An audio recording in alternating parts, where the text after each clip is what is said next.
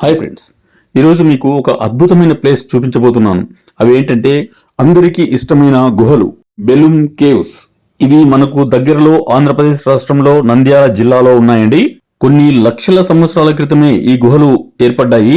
భారతదేశంలో ఉన్న అరుదైన అద్భుతమైన గుహలలో ఇవి ఒకటండి. ఒకసారి వీటిని చూశారంటే మళ్ళీ మళ్ళీ వెళ్లాలనిపిస్తూ ఉంటుంది. అంత అద్భుతంగా ఉంటాయి ఈ గుహలు. ఇక్కడ ఆది మానవులు నివసించినట్లు కూడా ఆధారాలు లభ్యమయ్యాయండి. గుహ లోపల దాదాపు 3.5-4 కిలోమీటర్ల వరకు నడవలసి ఉంటుంది. అద్భుతంగా ఉంటుంది ప్లేస్ అంతా. ఎక్కడో పాతాళ లోకంలోకి వెళ్తున్నట్లుగా ఉంటుంది. ఇప్పుడు అవన్నీ చూపిస్తాను నేను. 1.5-2 కిలోమీటర్స్ లోపలికి వెళ్ళిన తర్వాత అక్కడ ఒక వాటర్ ఫాల్ ఉంటుందండి. పాతాళ గంగ శివలింగానికి అభిషేకం చేస్తూ వెళ్తూ ఉంటుంది ఆ వాటర్ ఫాల్. ఆ దృశ్యం చూడటానికి 2 కళ్ళు చాలవండి, అంత అద్భుతమైన దృశ్యం అది. పొడవైన సొరంగ మార్గాలు, జాలువారే శిలాకృతులు, అడుగడుగున అబ్బురపరిచే అద్భుత దృశ్యాలు బెలూమ్ గుహల సొంతమండి. చూడండి అవి ఎలా ఉన్నాయో. ఇక వీడియోలోకి వెళ్లే ముందు నా ఛానల్ ని సబ్స్క్రైబ్ చేసుకునే వాళ్ళంటే సబ్స్క్రైబ్ చేసుకోండి, ఎందుకంటే నెక్స్ట్ నేను చేసే వీడియోస్ మీకు నోటిఫికేషన్ రూపంలో వస్తూ ఉంటాయి. ఈ వీడియోని చివరి వరకు స్కిప్ చేయకుండా చూడండి, ఎందుకంటే ఆ చుట్టుపక్కల ఇంకా చాలా అద్భుతమైన ప్లేస్లు ఉన్నాయండి. వాటన్నిటి గురించి కూడా ఎక్స్ప్లెయిన్ చేశాను. మీరు వెళ్ళేటప్పుడు ఈజీగా ఉంటుంది చూడటానికి. ఇక్కడికి మీరు వెళ్ళినప్పుడు కొన్ని ముఖ్యమైన ఇంపార్టెంట్ విషయాలు గుర్తుపెట్టుకోవాలండి. శ్వాసకోశ వ్యాధులు ఉన్నవారు, గుండె జబ్బులు ఉన్నవారు ఇక్కడికి ప్రవేశం లేదని అక్కడ బోర్డు కూడా పెట్టింటారు. అది జాగ్రత్త, ఎందుకంటే లోపల ఆక్సిజన్ తక్కువగా ఉంటుంది కాబట్టి అలా వాళ్ళు బోర్డు పెట్టారు. జాగ్రత్తగా ఉండండి. ఈ గుహలు 1884 లోనే వెలుగులోకి వచ్చాయండి. తర్వాత 2002లో ఏపీ టూరిజం వాళ్ళు తీసుకుని బాగా డెవలప్ చేసి 2003లో ప్రజలకు దీనిని అందుబాటులోకి తెచ్చారండి. ఈ బెలూమ్ గుహలు విశాఖపట్నం జిల్లాలోని బుర్రా కేవ్స్ కంటే చాలా విశాలమైనవండి, చాలా పెద్దవి. ఇక్కడ క్రీస్తు పూర్వం 4500 సంవత్సరాల క్రితంవి పాత్రలు లభ్యమయ్యాయండి. దీన్ని బట్టి చూస్తే అర్థమవుతుంది ఈ గుహలు ఎంత పురాతనమైనవో.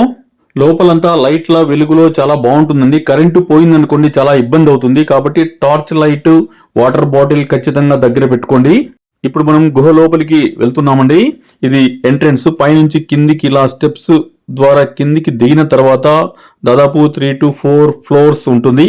చూడండి ఎంత పెద్దగా ఉందో. ఇక్కడ కిందికి దిగిన తర్వాత ఇక్కడ విశాలమైన ప్లేస్ వస్తుంది, అక్కడ కూర్చోవచ్చు. ఇక్కడ నుంచి లోపలికి బయలుదేరాలి. చూడండి లైట్లు ఉంటాయి, మధ్యలో దారి ఉంటుంది. ఒక 1/2 కిలోమీటర్ పైగా వెళ్ళిన తర్వాత విశాలమైన హాల్ వస్తుంది. మీరు దారి వెంట వెళ్తూ ఉంటే అటు ఇటు జలపాతాల్లాగా వాటర్ పడుతూ ఉంటాయి. మీరేం భయపడవలసిన అవసరం లేదు. ఇది చలపతి రెడ్డి హాలు అంటారండి. ఇక్కడ ఇలా విశాలంగా ఉంటుంది, అక్కడ కూర్చోవచ్చు. ఇక్కడికి వెళ్ళిన తర్వాత ఇబ్బంది అనుకున్న వాళ్ళు ఇక్కడే కూర్చోవచ్చు. ఇక్కడ నుంచి 5 ప్లేసెస్ డివైడ్ అవుతాయండి. పాతాళ గంగా, కోటిలింగాలు అనే ప్లేస్లు డివైడ్ అయి ఉంటాయి. ఇంకొక సైడ్ వేలాడే శిలలు, ఇలా 5 రకాల దారులు ఉంటాయండి. నేనైతే పాతాళ గంగా సైడ్ వెళ్ళాను. చూడండి ఇక్కడ చూసారా లోపల ఎలా ఉందో. ఇది ఒక పాతాళ లోకంలోకి వెళ్తున్నట్లుగా ఉందండి. ఇప్పుడు నేను పాతాళ గంగ చూపిస్తాను. ఆ పాతాళ గంగ దారి ఇది. ఈ దారిలో ఇప్పుడు నేను లోపలికి వెళ్తున్నాను. ఈ యారో మార్క్స్ ఉన్నాయి చూడండి. ఆ యారో మార్క్స్ మీరు వెళ్ళినప్పుడు చాలా జాగ్రత్తగా గుర్తు పెట్టుకోండి. వేరే రూట్ లో వెళ్ళారంటే రూట్ తప్పిపోతారు. ఆ యారో మార్క్స్ ని గుర్తు పెట్టుకోలేకపోతే దారి తప్పిపోతారండి. అవి ఎక్కడికో వెళ్ళిపోతాయి. కాబట్టి గైడ్ ని తీసుకుని వెళ్తే బాగుంటుంది. ఇది చూసారా పాతాళ గంగ దారి. చిన్న ఇరుకు మార్గం ఉంటుంది, కానీ చాలా అద్భుతమైన ప్లేస్ అండి. అమేజింగ్. అగో ఎదురుగా శివుడు కనిపిస్తున్నాడు కదా, శివలింగం. ఆ శివలింగం పైన వాటర్ ఫాల్ పడుతూ ఉంటుంది. పాతాళ గంగ చూడండి, నేను అక్కడ ఫోటో దిగానది. ఎదురుగా పాతాళ గంగ, పాతాళ శివుడు. చూడండి ఎలా ఉందో. అద్భుతమైన ప్లేస్ అన్నమాట. ఆ దృశ్యాన్ని వర్ణించలేము, అంత బాగా ఉంటుంది. తర్వాత ఈ యారో మార్క్స్ ద్వారా నేను రిటర్న్ వస్తున్నా అండి. చూసారు కదా యారో మార్క్స్. పాతాళ గంగ ఒక్కటి చుట్టానికి నాకు 3 hours దగ్గర పట్టిందండి. ఈ గుహ లోపల పైనుంచి క్రిందికి వేలాడుతున్న స్ఫటికాల వంటి వాటిని స్టాలక్టైట్లని, క్రింది నుంచి ముడుచుకుని వచ్చిన వాటిలాగా ఉన్న వాటిని స్టాలగ్మైట్లని అంటారు. కానీ స్థానికులు వీటిని రకరకాల ఆకృతులను బట్టి స్థానికులు కొన్ని పేర్లు పెట్టుకున్నారండి వీటికి.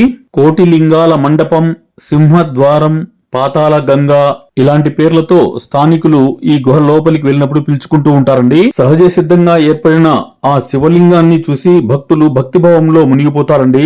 ఇక ఈ బెలూమ్ గుహలు హైదరాబాద్ కి 336 కిలోమీటర్లు, కర్నూలుకి 109 కిలోమీటర్లు, నంద్యాలకు 67 కిలోమీటర్లు, బెంగళూరుకి 267 కిలోమీటర్ల డిస్టెన్స్ లో ఉంటుంది. మీరు హైదరాబాద్ నుంచి బయలుదేరాలనుకుంటే ఏ ప్లేసులు ఎలా కవర్ చేయాలో ఇప్పుడు చెప్తాను. బెలూమ్ గుహలు ఓపెన్ అయ్యేటప్పటికి 10:30, 11 అవుతుంది. కాబట్టి మీరు హైదరాబాద్ నుంచి ఎర్లీ మార్నింగ్ 3:30, 4 అట్లా బయలుదేరారంటే ఇది బీచ్ పల్లి అండి, కృష్ణా నది వంతెన. ఇది కృష్ణా నది పారుతూ ఉంటుంది. ఇక్కడ పక్కనే టెంపుల్ ఉంటుంది. మీరు అక్కడికి వెళ్ళి స్నానాలు కూడా చేసుకోవచ్చు. మీరు హైదరాబాద్ నుంచి బయలుదేరినప్పుడు బెంగళూరు హైవే ఎక్కారంటే గిన శంషాబాద్, షాద్నగర్, జడ్చర్ల, బీచ్పల్లి, కృష్ణా రివర్, కర్నూలు ఇలా వెళ్ళొచ్చండి. తుంగభద్ర వస్తుంది మధ్యలో. 2.5-3 అవర్స్ లోపల కర్నూలుకి 10 కిలోమీటర్స్ ముందే జోగులాంబ అమ్మవారిని దర్శించుకోవచ్చండి. శక్తిపీఠం ఇక్కడ. మళ్ళీ ఇక్కడి నుంచి బయలుదేరి కర్నూలు నుంచి ఒక 2 అవర్స్ లోపల యాగంటి ఇక్కడికి వెళ్ళొచ్చండి. యాగంటి పుణ్యక్షేత్రం చాలా బాగుంటుంది. ఇక్కడ కూడా గుహలు ఉంటాయి. అద్భుతమైన ప్లేస్ ఇది. ఇక్కడ వాటర్ గర్భాలయం కింద నుంచి కోనేరులోకి వస్తూ ఉంటాయండి. బ్రహ్మం గారు తన కాలజ్ఞానంలో రాస్తారు కదండి, యాగంటి బసవన్న లేచి రంకె వేసేను అని. ఆ యాగంటి అండి ఇది. ఈ క్షేత్రం బనగానపల్లికి 15 కిలోమీటర్స్ డిస్టెన్స్ లో ఉంటుంది. తర్వాత మీరు ఇక్కడ దేవుడిని దర్శించుకుని బెలూమ్ కేవ్స్ కు వెళ్ళేటప్పటికి 10:30, 11 అయిపోతుంది. అక్కడ బెలూమ్ కేవ్స్ చూసుకుని రిటర్న్ లో పక్కలోనే ఉంటుంది అవుకు రిజర్వాయర్. ఇది ఇక్కడ బోటింగ్ అందు ఉంటుంది, చాలా బాగుంటది. ఇక్కడ బోటింగ్ చూసుకుని బనగానపల్లికి వస్తారండి. బనగానపల్లిలో రవ్వలకొండ బ్రహ్మం గారు కాలజ్ఞానం రాశారు కదా, ఆ ప్లేస్ అన్నమాట ఇది. చాలా అద్భుతమైన ప్లేసు. ఇక్కడ గరిమిరెడ్డి అచ్చమ్మ ఇల్లు కూడా ఇక్కడే ఉంటుందండి. బ్రహ్మం గారు ఉన్న ఇల్లు. స్వామివారిని దర్శించుకుని రిటర్న్ హైదరాబాద్ బయలుదేరొచ్చు. ఇది మ్యాప్ కూడా ఇచ్చాను క్లియర్ గా రూటు. ఇదండి బెలూమ్ కేవ్స్ ట్రిప్. 1 డే లో వెళ్లి చూసుకుని రావచ్చు. చాలా అద్భుతమైన ప్లేసు. దయచేసి ఇక్కడికి వర్షాకాలంలో మాత్రం వెళ్ళకండి, లోపల వాటర్ ఎక్కువగా ఉంటాయి. ఇక్కడికి వెళ్ళవలసిన టైము ఫిబ్రవరి, మార్చ్.